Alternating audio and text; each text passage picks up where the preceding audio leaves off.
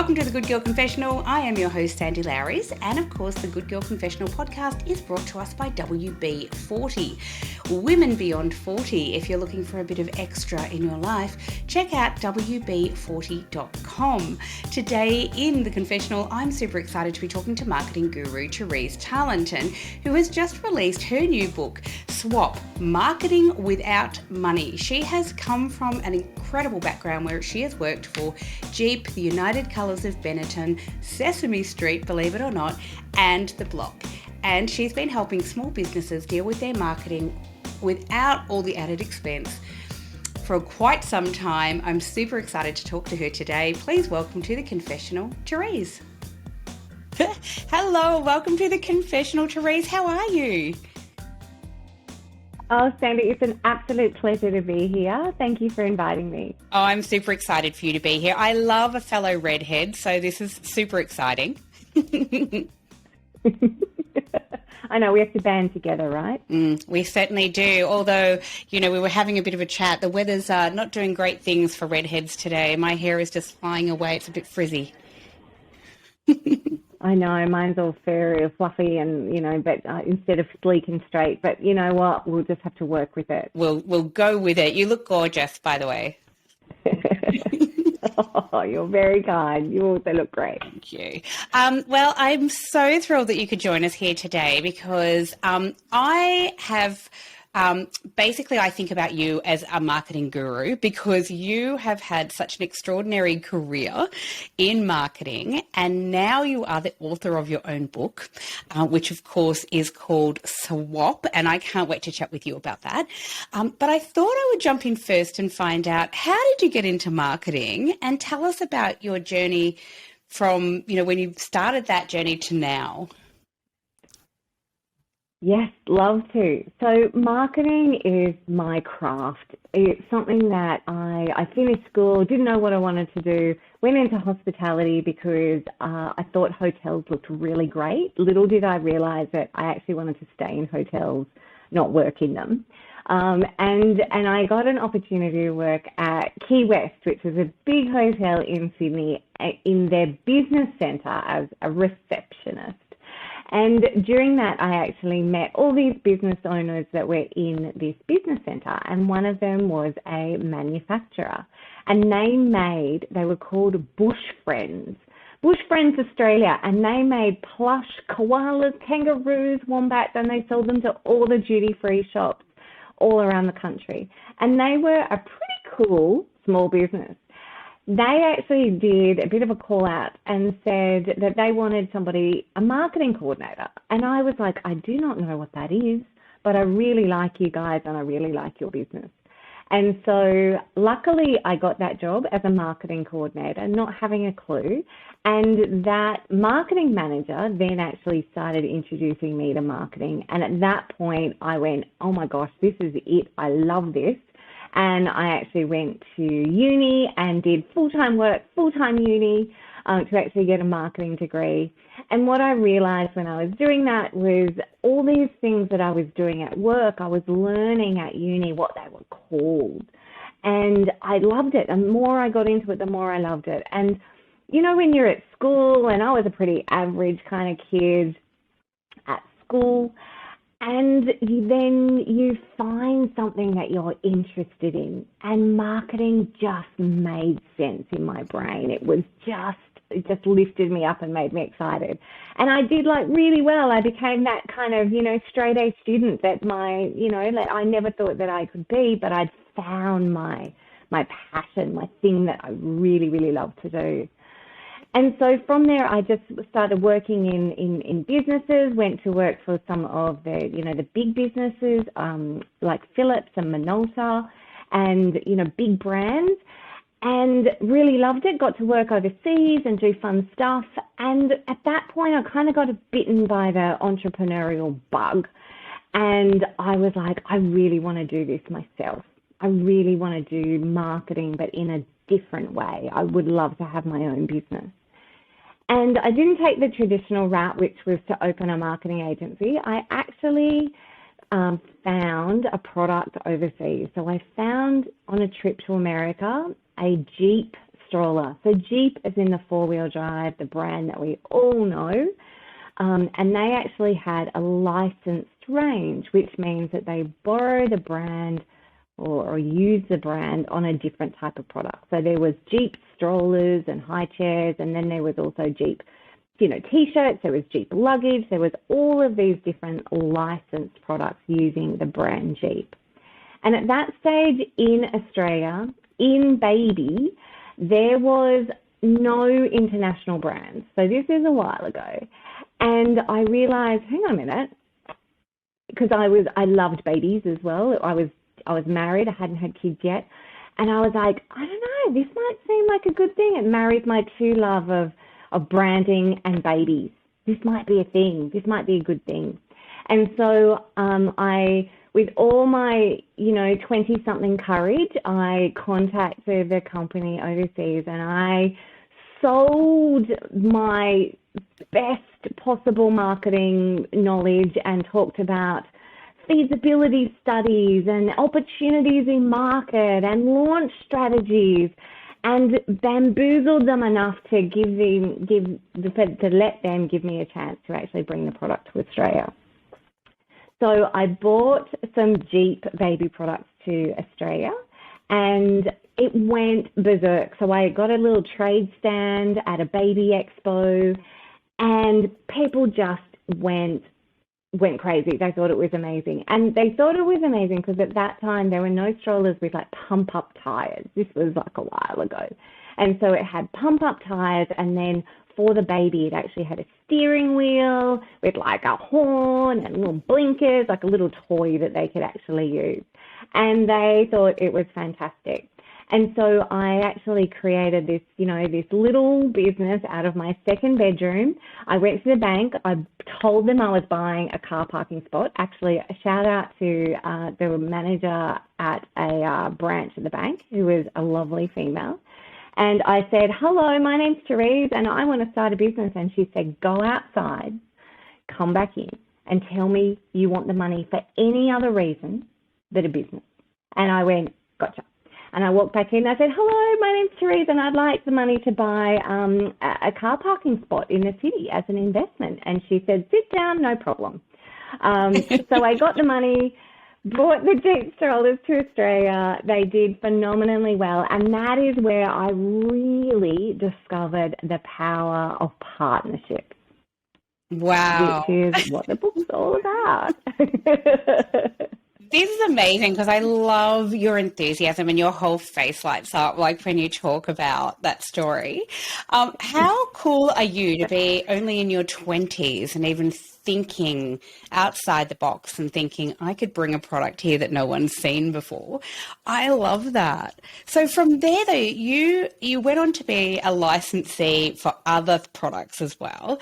Tell us about that, because you have worked with some extraordinary brands, Jeep amongst them, but there's more. Yes, absolutely. So with the power of partnerships, I had this Jeep stroller, and the first kind of deal, like partnership I did, was I went to Jeep and I said, hey, I'm bringing in these strollers and I'd love to work with you on getting these out to the market. And the PR manager was going on maternity leave, and she said, well, how great are these? These are fantastic.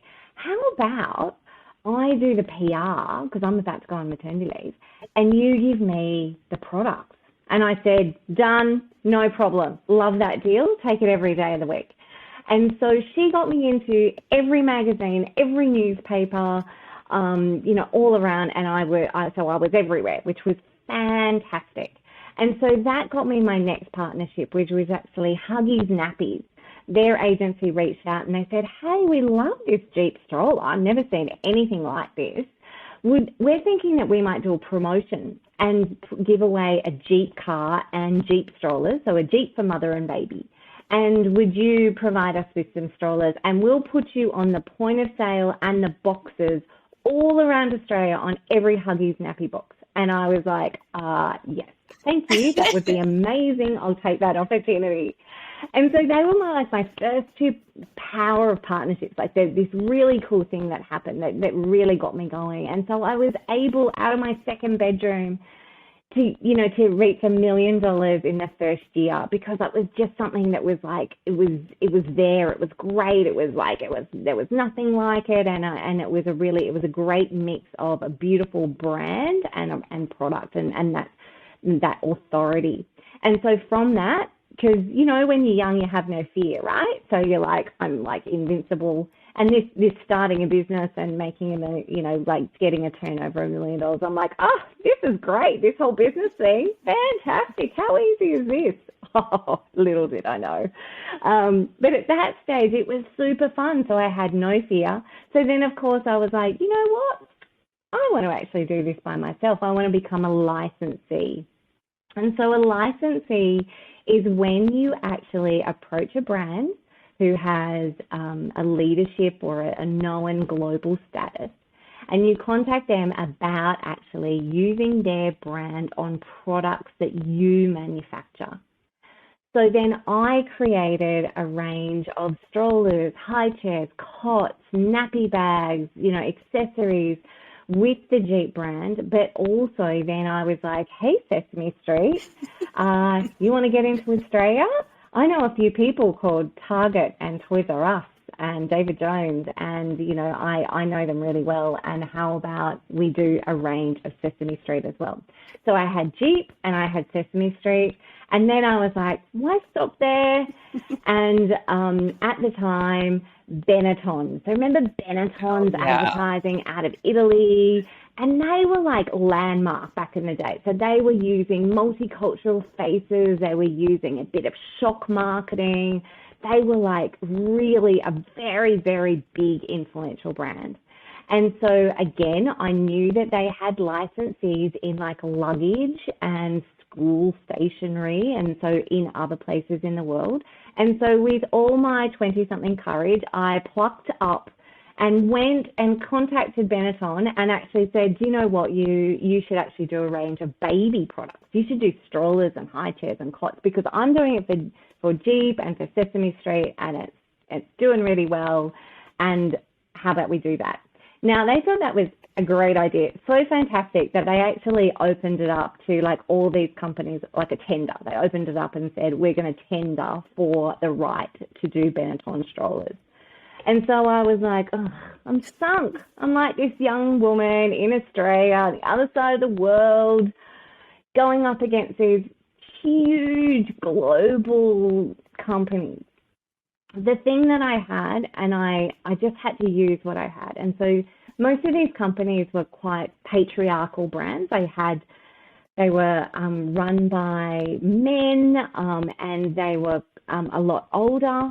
And so I pitched my little heart out, and I talked about how young mums wanted something that reflected their fashion sense and their lifestyle. They wanted something that reflected where they were in society. And it was all about having an opinion of a young mum and what that mum wants in a product. And I won. I won against all these companies all over the world. Girl power. It was super cool. But in the end, I said to them, like, amazing, but why? And they said, you knew the brand, you knew how to sell it, you knew what branding was, and everybody else that came in was just talking about their company and almost how, Benetton could fit into their company. And so you took the presence of the brand. So I think for me, branding has always been an incredibly strong thing. But again, this thing about partnerships, about putting different businesses and brands together is just my jam. It's something that I'm just over the top passionate about. Oh, and see, I love this. As a business owner myself, I find, because obviously, I'm all about women, I always say when women collaborate or when women come together, magic happens. So I am loving that you now have put all of your hard-won wisdom into a book to help small businesses or even bigger businesses figure out, how do we collaborate? How do we join forces with someone else that is beneficial to our business? So congratulations, first of all, on the book. Thank you. That's amazing. Very cool. And of course the book is called Swap, Marketing Without Money. And so everybody's ears are going to prick up if they have a small business here. And I honestly think people, a lot of women during the pandemic launched their own businesses or launched micro businesses or have side hustle businesses. I feel like this book is going to be so beneficial to so many women. So how did the book come about? Yeah. So I have been mentoring women in business for about 15 years. And why and how I did that. When I had my business, I had a mentor, and they really helped me navigate a path. And they also, being an entrepreneur is kind of lonely, right? And you've got so many decisions, and it's decision fatigue, and sometimes you just want a sounding board to actually go, this is what I'm thinking. Does this make sense? And so because I had that person with me, I decided that, you should always pay it forward. And so for about 15 years, informally and formally, I have been working with, business women, they're my favorites, because I feel I can step in their shoes. I know the juggle of kids and family and business and everything else. And so I have worked with small business owners. When COVID hit, I was trying to help as many people as I could. And I just realized that, really I was only helping a few people at a time. And if I could actually just put this down on paper in terms of here's what you do, here's how you do it, then I could help more people. And so that was the catalyst for the book. That was the reason for the book. I just thought, you know what, I know this is so powerful, and it is something that is not really thought about in terms of when you're doing your marketing strategy. So many of us carry the cross, right, and want to do it all by ourselves. And we're like, no, I can do it. I won't ask any favors. I won't try to, go in the wrong way. I'll just go straight down the line and I'll do it all myself. And, and really, it's so much more fun if you're actually working with other businesses. The power of, two businesses working together to create something for their mutual customer that they will love is an amazing superpower, because the customer gets something that they couldn't get from either brand by themselves. So coming together to write this book, it was like, right, okay, I'm going to write like how you actually do it. And so it's I've called it a recipe. It also I'm in marketing, right? So a recipe has to be an acronym, so R is for rediscovering your assets, so I had this acronym of how to actually do it in a bit of a system. But the first question I always get asked is, what have I got to do partnerships with? Like I don't understand. Have I got anything of value to offer is pretty much the question. And I always throw my hands up in the air and go, yes, you have. You are sitting on a ton of value that other brands would love to work with you. Other brands would love to get their hands on. So you really need to understand what you've got in your business. And so one night I kind of went, do you know what? I'm going to write a list. I'm going to write a list of what you could have in your business that you could use in a partnership. And I have 103 assets that you're probably sitting on that you don't even realize, or maybe you've forgotten about, that are your business assets that you could use, you could leverage to do marketing without money. You could leverage to actually do partnerships with other brands to create something for your mutual customer that they will love. Wow, 103. See, I love this because, and I am guilty of this myself as well. I think any woman who's in business tends to, and you hit the nail on the head, decision fatigue is quite extraordinary. But we tend to, you're working so hard to get your business going that there's quite often you forget to stop and think about, well, what else can I do?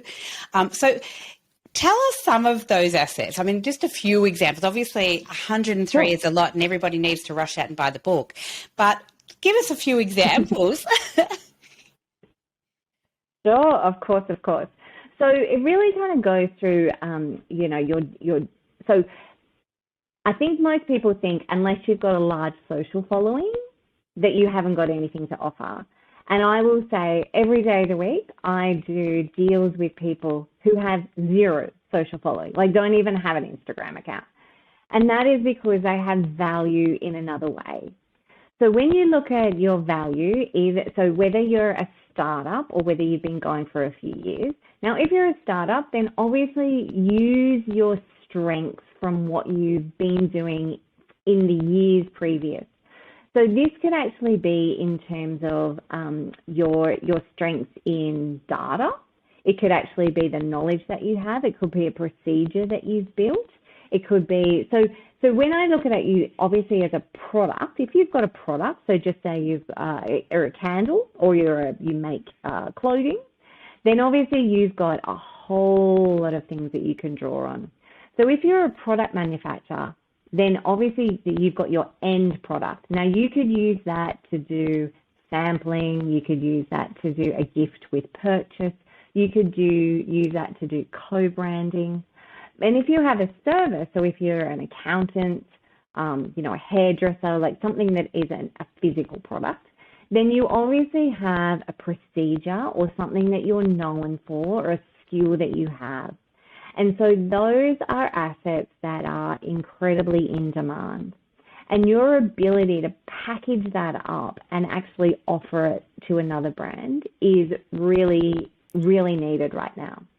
So right now I work for a very, very big brand. And I say all the time, big brands need what small brands have.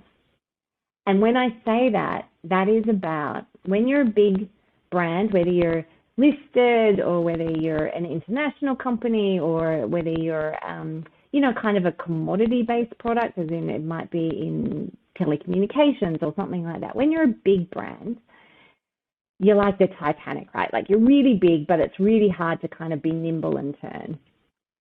Small brands, always nimble, always turning, always testing, always trying. And usually the figurehead of a small business has a really engaged following. Now, when I say following, that following could be on social. It could also be in industry. You might get asked to actually judge an award in manufacturing solar panels, or you might actually get asked to actually write an article for your industry for their newspaper or, their magazine or whatever they have. Like there's credibility that you have in spades that other people would love to get their hands on. And when I say that, the easiest is, I say if you want to do a partnership really quickly, the first point that you should go to is look at your frequently asked questions. So if you are, so I have a business that I work with, and they are a beautiful high-end bespoke furniture brand. Beautiful, made in Australia, custom made, very gorgeous. And so they're constantly getting asked, how do I care for my product? How do I clean this leather? Can I dry clean the seats? All this kind of thing. And so this is about, okay, great. Well, let's actually look at how we could do a collaboration with another manufacturer, so the actual fabric manufacturer, and let's get them talking about the product and how to care for it, and let's create some content together. Because one, that elevates your own product, so her own furniture, because it's giving out content which is about the frequently asked question, the question that the customer is always asking.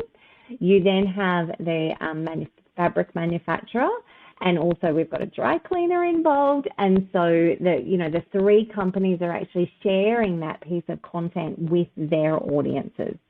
And what they're doing in that is they're all kind of helping each other and borrowing each other's credibility.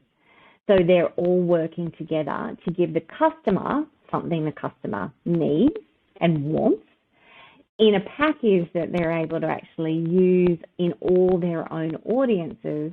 And so the dry cleaner is very happy to be associated with a fabric manufacturer.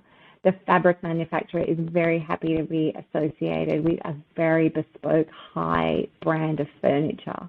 So you've got this nice little ecosystem where you're all helping each other out, but the customer is the ultimate winner. Oh, I love that. I love it. And, when we think about collaborating as well and like helping each other out, sometimes it can just be skills, right? Like, as you said, the person who helped with your PR in exchange for, well, here's a product and you're going to get this extraordinary baby pram. So we shouldn't discount either our learnt skills or skills that we might be able to offer in exchange for something else. Yes. Absolutely. And even what we're doing today. So, a podcast.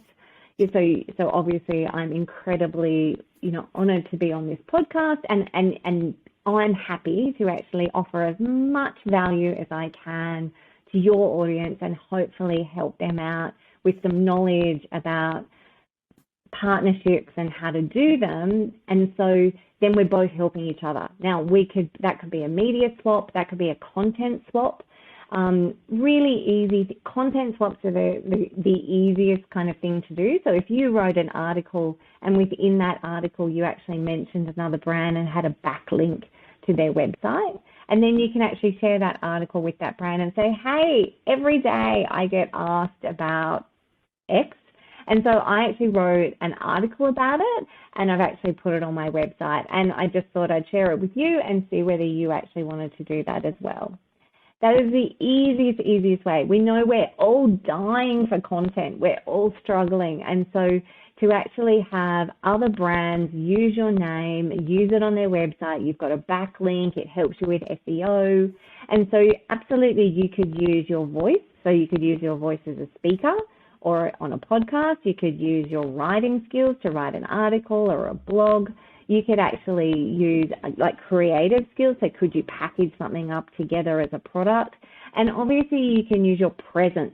So could you go to an event and actually be there? Could you educate? Could you create a webinar? Could you do an in-person where you're actually, so as an interior designer, could you actually do a session with a furniture store on how to create a beautiful dining room, like with the plates and the cutlery and the centerpiece, how to create a beautiful dining experience or the ultimate dinner party look. So whatever you have as your skill set, you can use that. You can package that up and say, hey, I've got this great idea. What if we could collaborate and actually do this? And I know an interior designer who his name's Jono Fleming, and he used to be the design editor for Inside Out magazine, and now he has his own company. And he works with Globe West, which is a beautiful furniture brand. And so he's created a whole lot of videos about how to actually style your furniture, how to actually, do throws and cushions, how to combine, soft and hard, fabrics or, a hard good like a wood seat with a soft. And so all of that content that he's created, it actually sits, of course, on his website, but it's also on Globe West, and they push that out quite a lot. He's also has sessions in the store where you, as a Globe West customer, can actually come into store and learn from an interior designer. And so you can see where, like, both, again, it's always about what would the customer actually really, really love to have. So, of course, they could go into Globe West themselves, of course, no problem. But actually having an interior designer show them how to create an on-trend dining experience is something that a lot of people would love to have. So it actually ties in both brands, but the ultimate winner is the customer. Oh, I love that, because believe me, how to style my cushions does not come easily for me, although I understand it does for some. I think that is fantastic. So, basically, really, if we think about it, and I could be wrong, but your business has been catapulted, I guess, through collaborating and through partnerships with other companies, right? Yeah, absolutely. And as I said, I was just, in my second bedroom. By the time I hired a couple of staff, but even at its peak, I think I had 4 staff.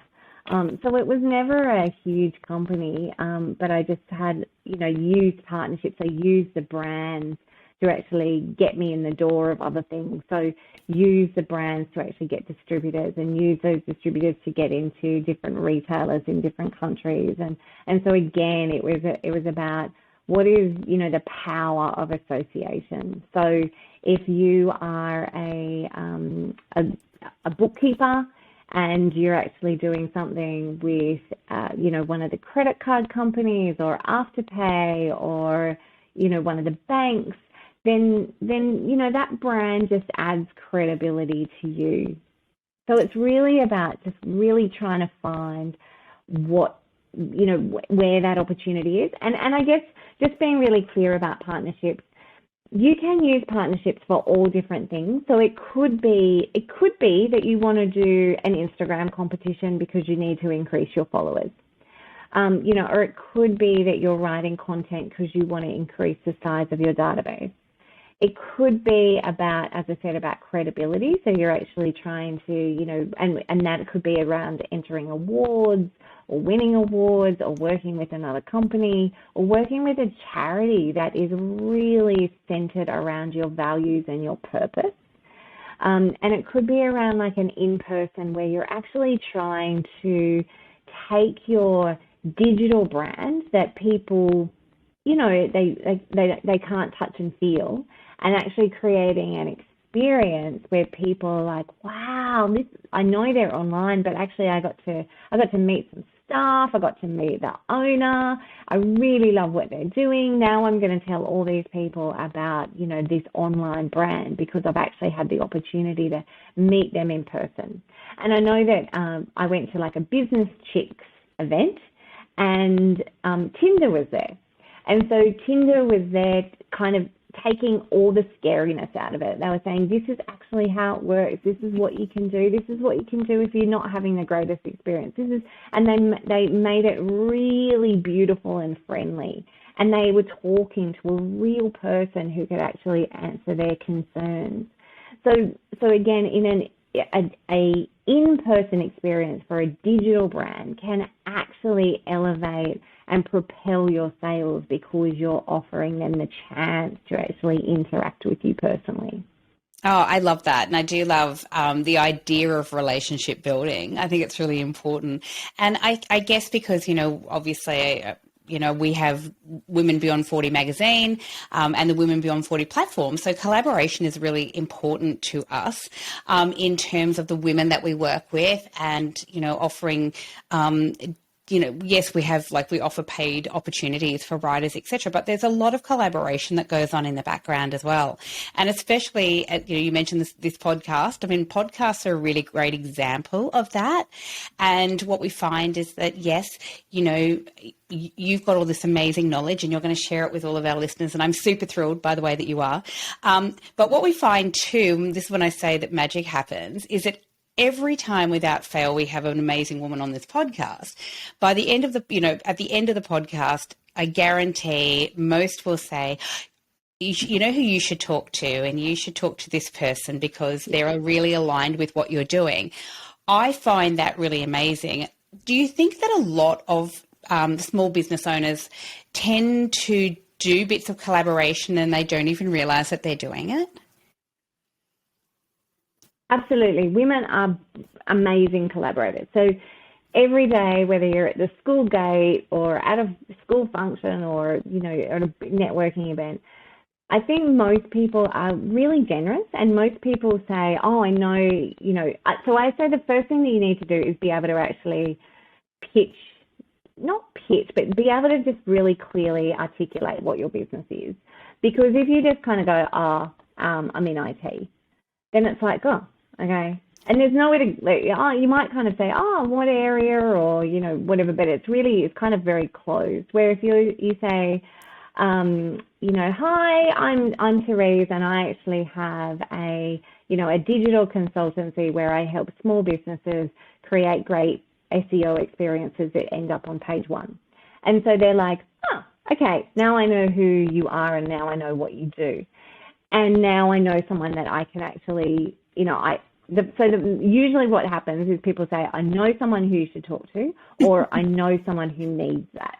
That's what happens, right? Now, I will say that most of us go, that'd be great. And then half of us, just like, you know, we didn't quite get their email right, or we forgot their surname or something, and that opportunity just doesn't quite eventuate. So we really need to be more diligent about kind of grabbing that opportunity, writing it on the napkin, doing something, following up and saying, hey, I loved our conversation and I'd really love to meet Sue because I think I could really help her and I'd love the opportunity. So being diligent about grabbing that opportunity, I think is the first thing. But you think about it from another point of view. What if you, because a lot of people say to me, I'm a bit scared about reaching out to another brand. It feels a bit, I don't want to be salesy. But actually what's happening is, so most collaborations are really, really natural, really organic. And that's because you are already recommending this company every single week, day, month, whatever, to your community. And it could just be, a local cafe. It could be, I know we've got a beautiful store in our area that that has like amazing fresh, Lebanese bread and baba ganoush and the really fresh nuts and whatever. Oh my God, I must have told 100 people about that shop because I love it. So usually we're always referring other brands and other companies to our friends and community. So we're really good at doing it. But and I'll say that is like, that's a consumer, a business to consumer. And then I, as a consumer, is saying to go to this shop and actually buy your bread.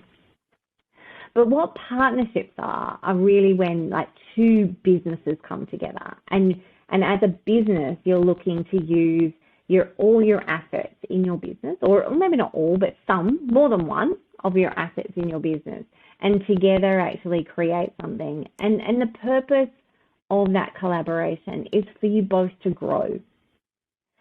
And so I guess I just wanted that for anyone that's kind of going, oh, I feel a bit icky about that, is to actually kind of go into the other side, put the shoe on the other foot.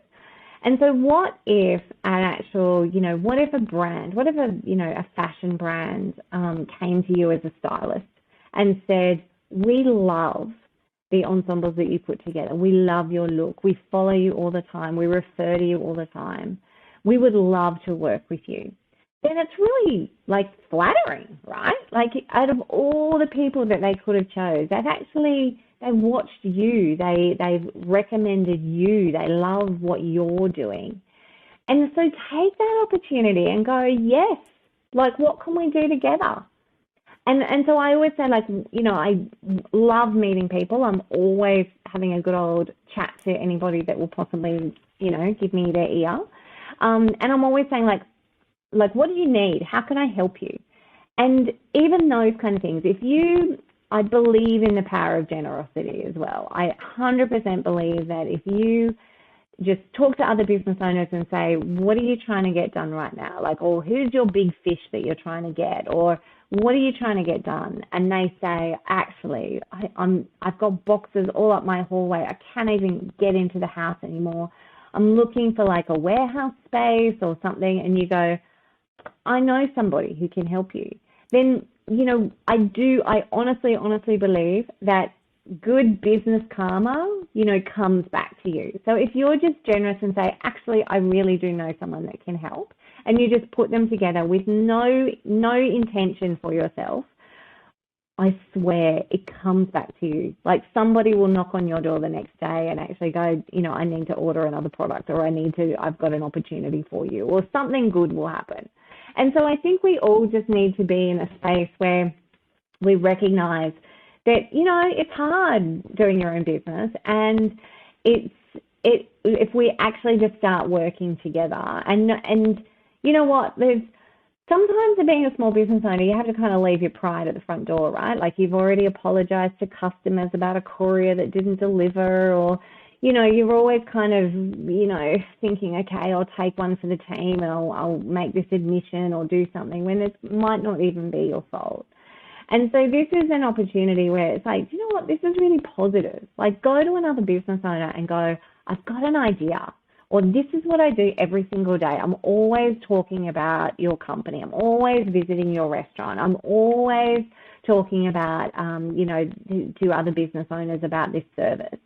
And actually say, and I think that there's an opportunity for us to do something together. What do you think? And more times than not, most people will be highly flattered, and they will actually say, okay, like, what do you think? Now, if you go, and this is the same with a big brand, like if you approach the Commonwealth Bank or, a big brand, and so you're approaching like a marketing person instead of a business owner, a lot of people say to me, oh, I wouldn't know what to say. What if I pitch an idea and they think it's terrible? It's not about the idea. It's actually about your willingness to actually collaborate and do something together and to give the customer a better experience. If you go to any business owner or any marketing manager or any big brand and you basically say, I want to give your customer a better experience. I want to give them knowledge. I want to give them an article. I want to give them a gift. I want to give them something that will actually make your brand look great. Then really not, if that's a pretty great offer for a brand. So, and obviously partnerships are reciprocal. It's not all about giving, right? You need something back, as we're all in business to make money. But that's where you can say, actually, so this is what I'm looking at. I would love to do this.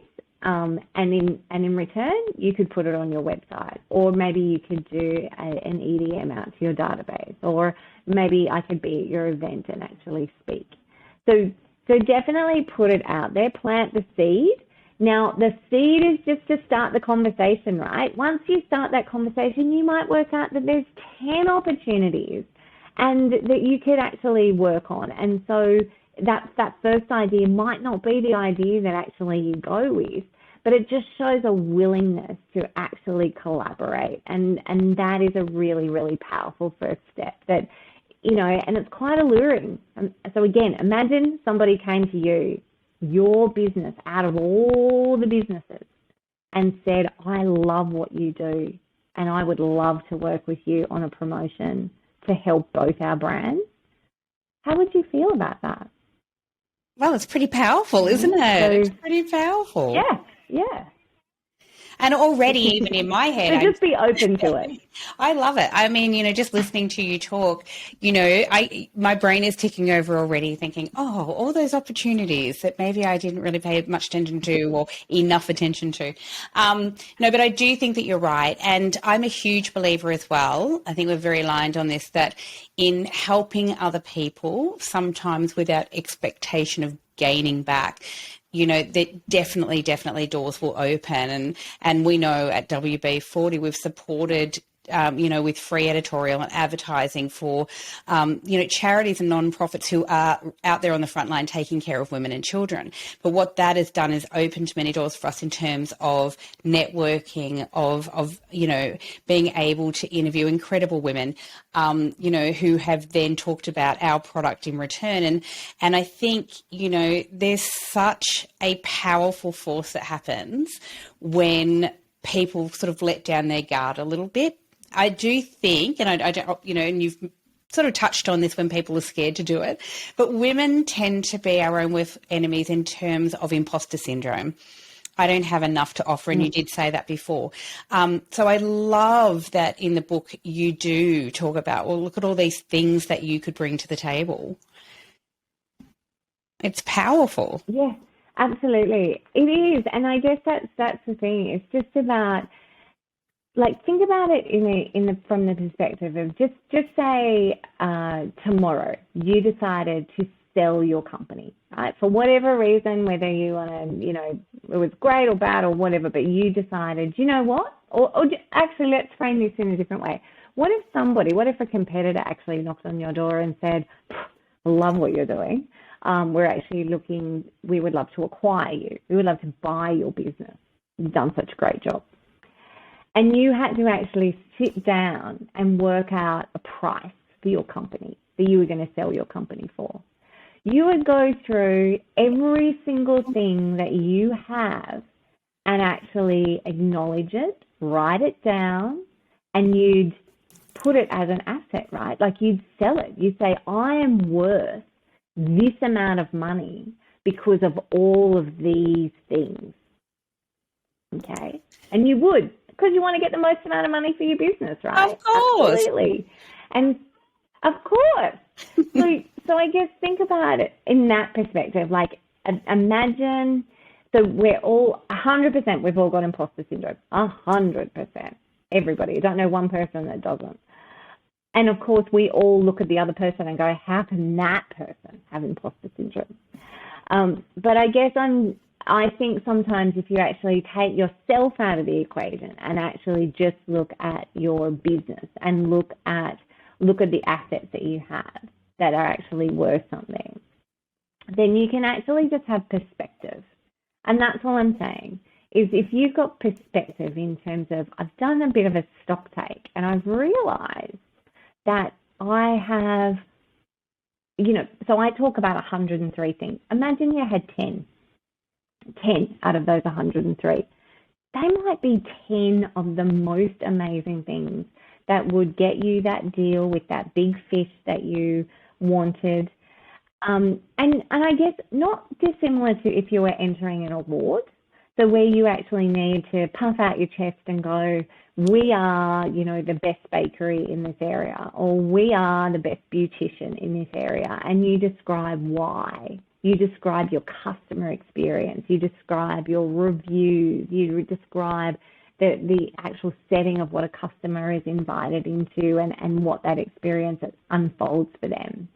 So just like if you were entering an award, or just like if somebody had approached you about buying your business, I think sometimes you don't think about it as you. Take you out of the equation and actually just look at what are the things on paper that you can show, you can offer, that actually are great. Like you've built this great business, be proud of it. And also if you kind of have a bit of imposter syndrome, okay, kind of hide behind it if you need to, in terms of just put it on paper and actually go, this is what we, because we all talk about we, even though we might be an I, this is what we can offer.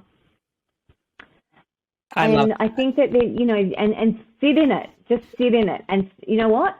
Push the piece of paper across the table and then shut your mouth. Like, don't talk. Like, as in, like, just don't kind of go, oh, but, well, this wasn't quite what I wanted, or this wasn't this, or we're growing and we're not quite at that number yet. Don't justify something that you have in your own head.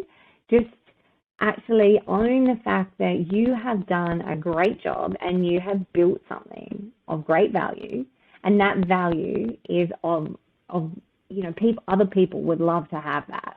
And so put it on paper, like do the 103, like look at the 103 and go, well, gee, I won an award for my local bakery. That's pretty good. And actually I've got, staff that stay with me for 7 years because, we have this really powerful process where we do reviews all the time and whatever. Like look at all the things that you have in your business that are of great value, and look at that, not at you. Look at the assets. Oh, I love it. And I'm loving all of your advice. I am so thrilled that you were able to share all of this beautiful advice and all of your wisdom in the confessional today. And I know that so many of our listeners are going to just gain so much from this. So I thank you, Therese. And we will be putting up all of the links to your amazing book and to so where people can follow you, which will be amazing. I highly recommend people go out and buy the book, read the book, because it is very, very inspiring and it will make you think about your business in a very different way. So, Therese, thank you so much. Thank you. It's been such a pleasure. And that's the whole thing, right? We just want people to actually, we're stronger together than we are apart. So grab the book, digest the book, get the power from it, grab your confidence, and with the book you get the free course. So you get the 103 things that are valuable in your business, and that comes with the book. And so just, it like literally it's a couple of hours of your time. You'll feel like Superwoman afterwards. You'll be like so powerful you won't know yourself. So just take it, grab it, use it. I want to see as many small business owners as possible using the power of partnerships and actually growing their business and having a great time, actually creating these amazing relationships with other motivated, like-minded business owners that want to do the same. So thank you for having me on today. Oh, it's been an absolute delight. As I said, we will put all the links up. Please go out and buy this book. You are amazing, Therese. You are a ray of sunshine. So thank you for today. And I look forward to hearing from our listeners as well, what they gained from this. So thanks so much.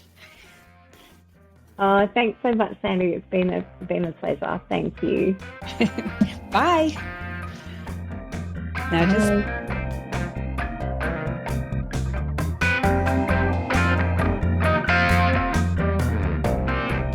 Thanks for listening to the Good Girl Confessional podcast. The Good Girl Confessional podcast is brought to you by WB40, Women Beyond 40 magazine, available now at wb40.com. The Good Girl Confessional podcast is available on Apple Podcasts, Spotify, and wherever you listen to quality podcasts. We're also now available on YouTube. We chat with really interesting women about their hard-won wisdom, but it really helps us if you can subscribe, like, and share the podcast. Thanks so much for your support. Bye for now.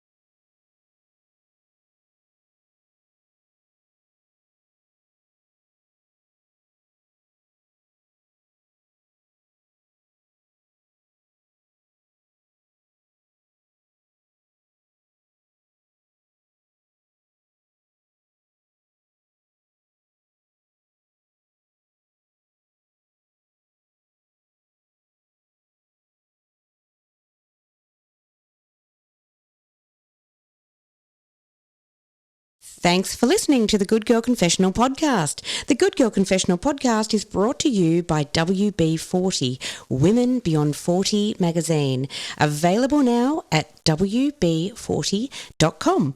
The Good Girl Confessional podcast is available on Apple Podcasts, Spotify, and wherever you listen to quality podcasts. We're also now available on YouTube.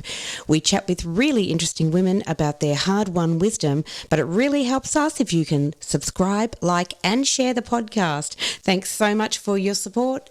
Bye for now.